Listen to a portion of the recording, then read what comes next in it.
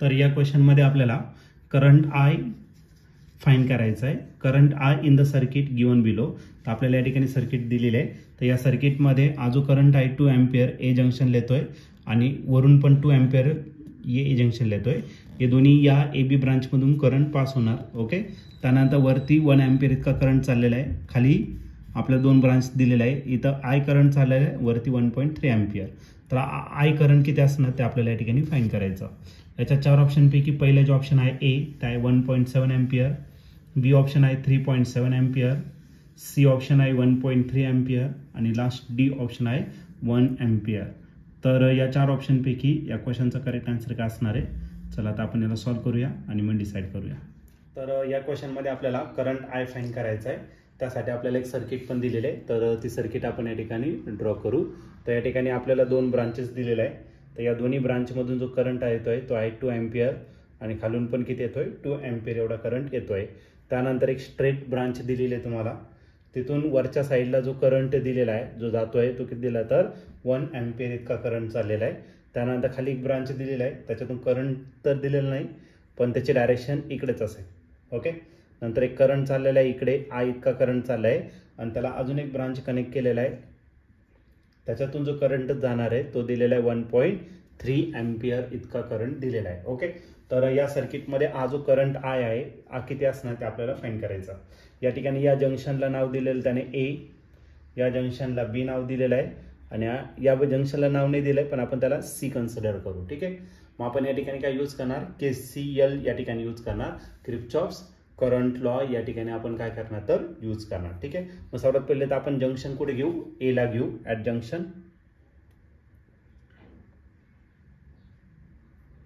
A by using KCL. तर आपण या ठिकाणी काय करणार, KCL यूज करणार. किर्चॉफ्स करंट लॉ या ठिकाणी आपण काय करणार यूज करणार. Okay. Kirchhoff's current law. Kirchhoff's current law काय आहे, incoming current is equal to algebraic sum of outgoing current. मग इनकमिंग करंट कोणता आहे, 2 एम्पियर आणि इथला 2 एम्पियर. तर हे दोन्ही इनकमिंग करंट आहे. या दोघांची काय केली ॲडिशन आणि इकडून जो करंट जाणार आहे तो आपण काय कन्सिडर केला I1. मग आउटगोइंग करंट फक्त एकच आहे, तो काय घेतला आपण I1 इतका घेतला. ओके. 2 + 2 किती झाला 4. मग आपला I1 जो करंट असणार तो किती असणार 4 एम्पियर. हा 4 एम्पियर करंट जंक्शन बी ला येणार. पुन्हा आपण जंक्शन बी ला काय यूज करायचं, KCL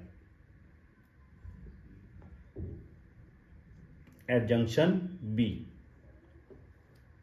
by using KCL Kirchhoff's current law या ठिकाणी यूज करणार. ओके. तर या ठिकाणी जर घेतला तर बी जंक्शनला I1 करंट येतोय. मग इनकमिंग करंट फक्त I1 आहे आणि आउटगोइंग करंट जर बघितला, आउटगोइंग करंट हा BC मधला आहे. मग सपोज त्या करंटला आपण I2 म्हणू आणि वरती जो करंट आहे तो I1 आहे. मग या दोघांची काय होणार ॲडिशन. 1 एम्पियर आहे 1 आणि हा काय झाला तर I2. या दोघांची मी काय करणार ॲडिशन.